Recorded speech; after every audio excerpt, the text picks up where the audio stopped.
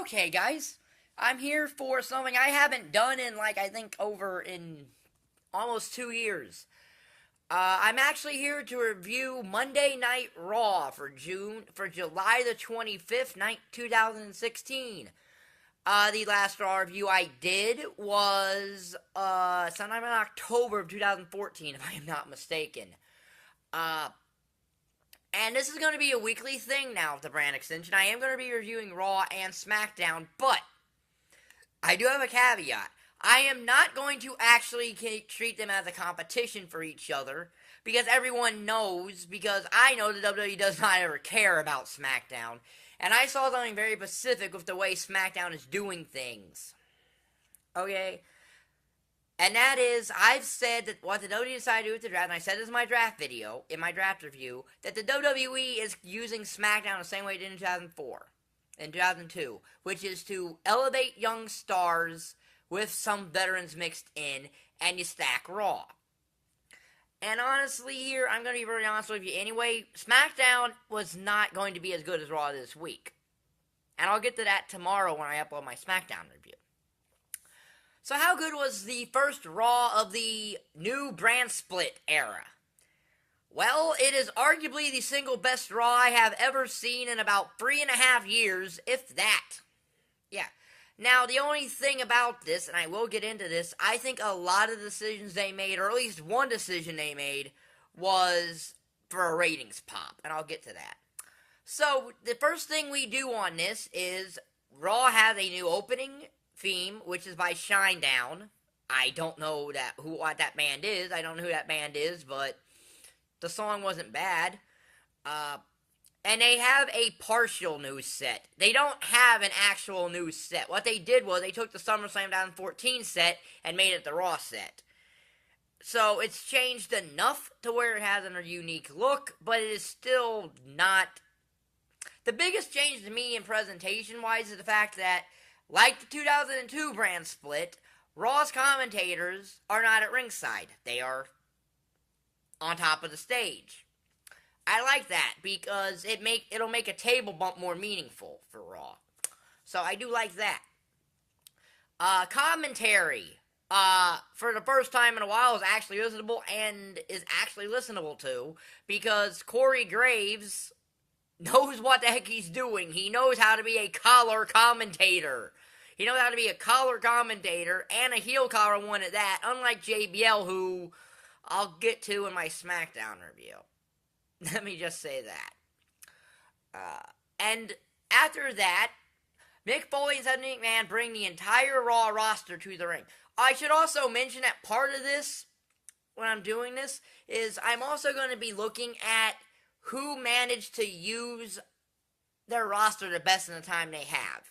Meaning, how many people drafted got onto these shows. And what I mean by that is, I don't even care if it's something that is stupid. If you're getting some kind of TV time on this show, that goes to being at least to where you're utilizing them in some fashion, to where they're not going to show up on Superstars or Main Event all the time. Whichever show Raw gets of those two, because I heard they're splitting those and giving one to Raw and one to SmackDown, which probably doesn't surprise me. And on that case, I will say this, Raw did not use a lot of its roster. Not that that's a bad thing, because the ones they did use, they utilized in a very good manner, in a very smart manner. But on a 3-hour show, you could figure they could get a majority of their roster on, because I will tell you this, SmackDown used its entire roster that it drafted, in some fashion. Okay, sure, I'll get to that in my SmackDown review, how some of them were used, but they were still on TV, and not in a fashion where they were not just standing on the stage. And some of them weren't even there. Now, Brock I'm not concerned about. I'm not concerned about Brock because I don't feel he should have been drafted in the first place. So Brock Lesnar gets a pass if he's never on Raw, because he's not going to be too often. But anyway, the Raw draftees come down, and Stephanie McMahon buries Roman Reigns and says it's Roman Reigns' fault that Dean Ambrose took the WWE Championship to SmackDown. So her and Mick Foley announced that there will be a new championship coming to Raw, which everyone suspected when they randomly changed the name to the WWE title from WWE World Heavyweight Championship back to WWE Championship. But as I'll say in my SmackDown, but Stephanie still called the WWE World Heavyweight Championship, and in my SmackDown review, it's basically, I don't know what that title is named anymore.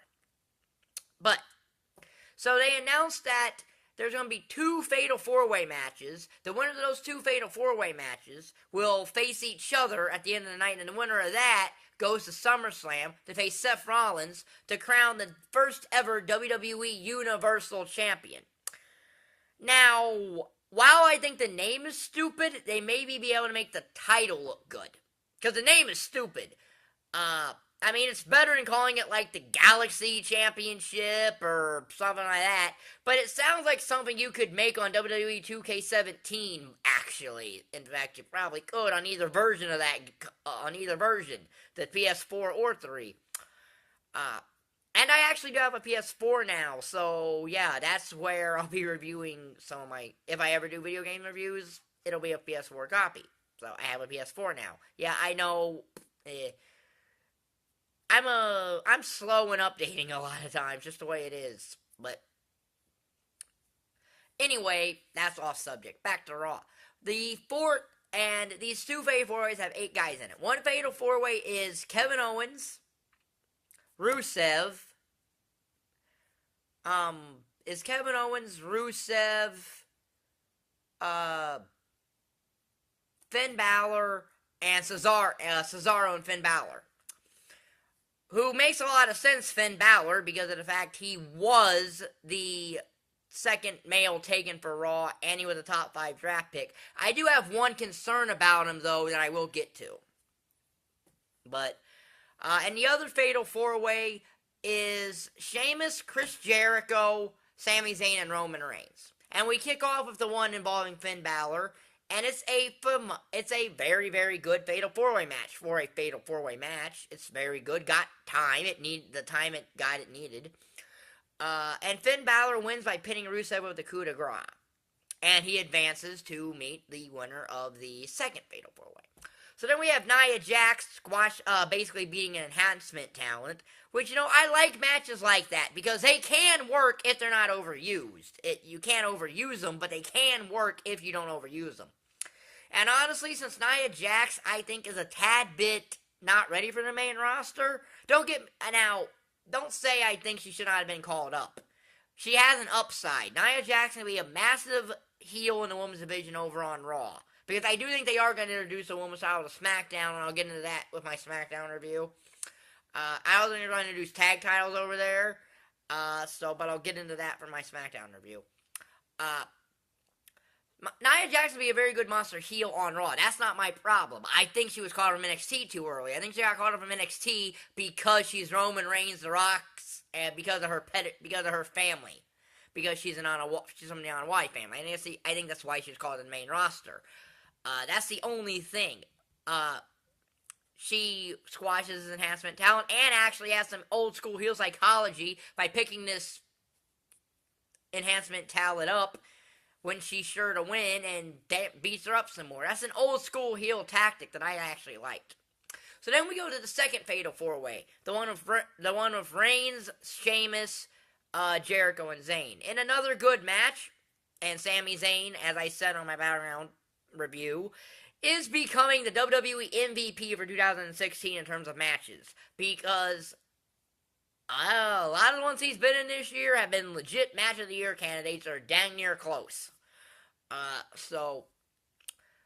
No surprise here, Roman Reigns wins this match after a botched Superman Punch Spear combo.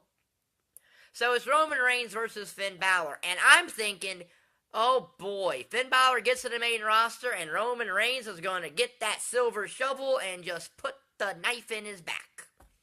But I'll get to that later.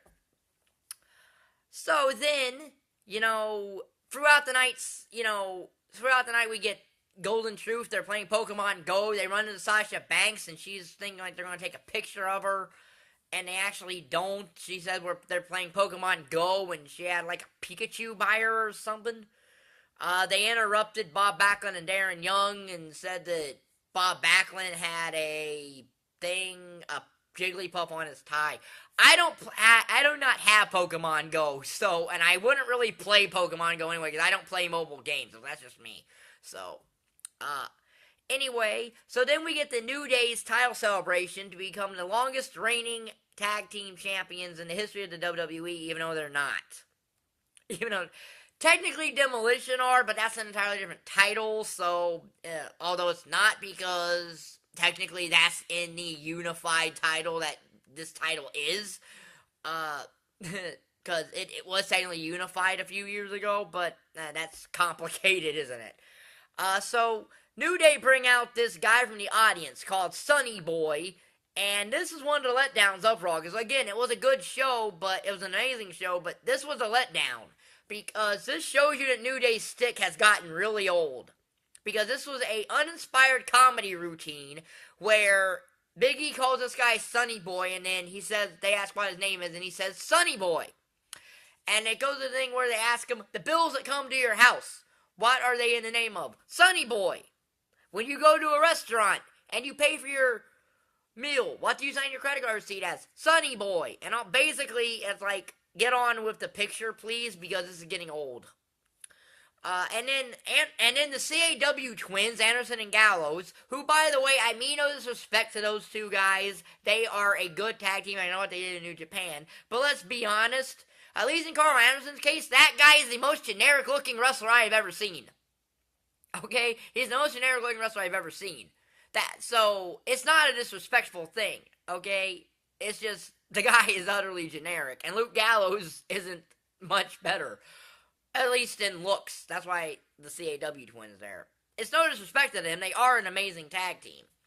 And they basically beat up New Day, which I guess launches New Day in the club for SummerSlam. And honestly, I wish New Day would lose the tag titles already. I don't want them together anymore. Because quite frankly, I think Xavier Woods, Kofi, and Big E can do stuff on their own. And New Day's hindering them. If that makes any sense. Being together is hindering all three of those guys. I didn't think the segment was bad. I think it went a tad bit too long, and New Day's stick is getting old. That's all I think. Is that their stick is getting old. Right? So, then we get Sasha Banks and Charlotte in a match that really should have been saved for SummerSlam. See, this is the match that I actually think was put on this show for a ratings pop. This is the show that I think was really put on here for a ratings pop, was this match. Because this match should have been saved for SummerSlam, in my opinion. Or at least the outcome should have been saved for the, let me put it this way, the outcome should have been saved for SummerSlam. Not necessarily the match, but the outcome should have been. Am I complaining about it? No, this is arguably the best women's match in the history of Raw in extreme recent memory. Probably as good as Trish and Mickey in WrestleMania 23 or 22, but that's a WrestleMania match, and this is a normal Raw match. So, is it as good from Trish and Lita from 2004, the one that main evented Raw? Probably, but I never saw that, because I didn't really have cable then, but I do know it was a good match. This is better. I loved Sasha Banks' Eddie Guerrero tribute. That made me laugh. That actually made me smile. And and she did it in a way that actually enhanced the story of the match. Because it got Dana Brooke ejected from ringside, which told a very good story. Because now Charlotte, for the first time, is truly on her own, with no help. And eventually Charlotte hits the backstabber into the bank statement, and Charlotte taps out. And Sasha Banks becomes the women's champion. That is what I think should have been saved for SummerSlam. Not necessarily the match. I would have just had Dana Brooke cost Sasha, and then find a way to get Sasha her rematch. Because I don't think Sasha, because her chase was not long enough. Okay?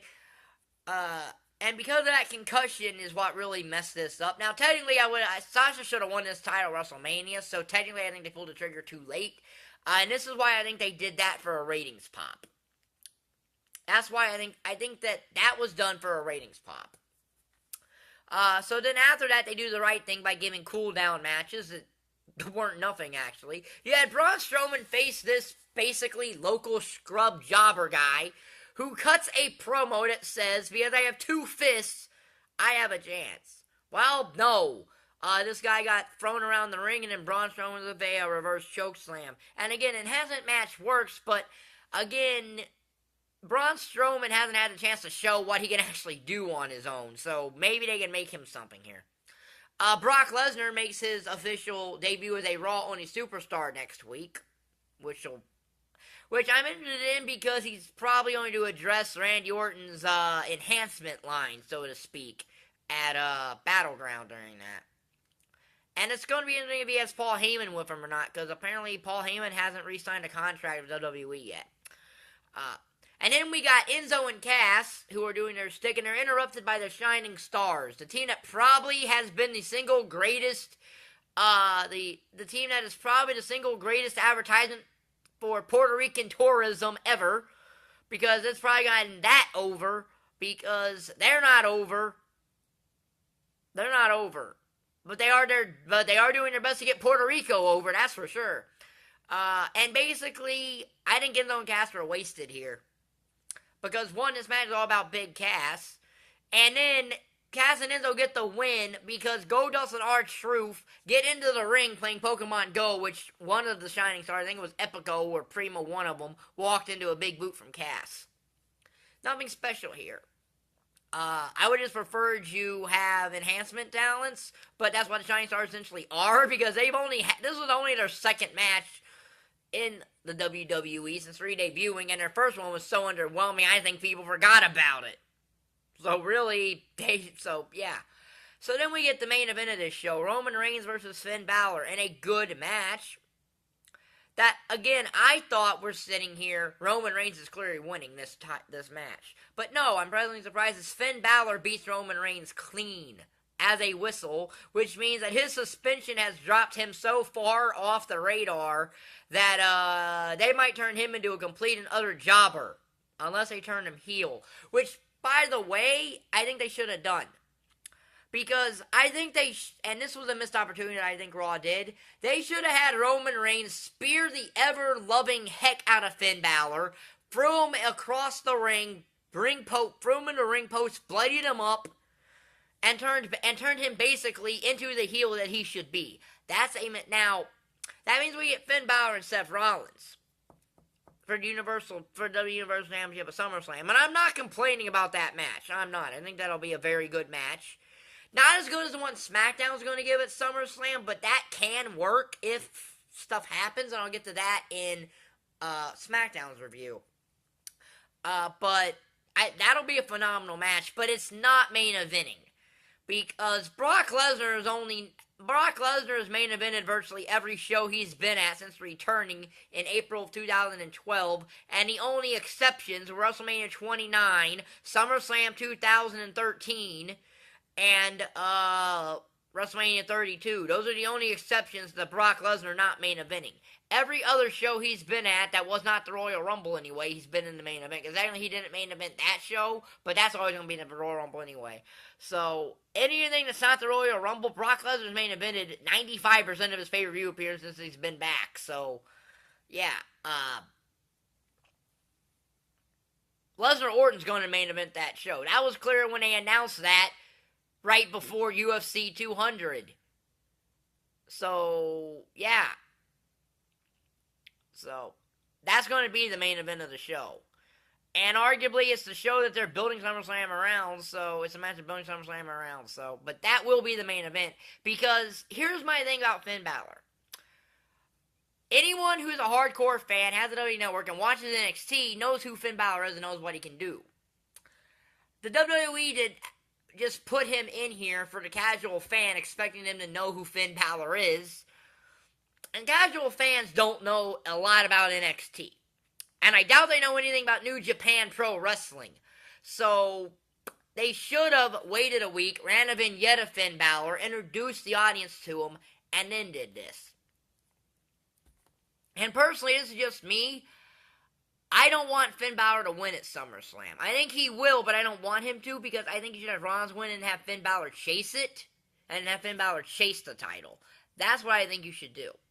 Because if he gets the title when he really just got, because last night was essentially his first night on the main Raw. Monday was his first night on the main roster, and he's already in the main event.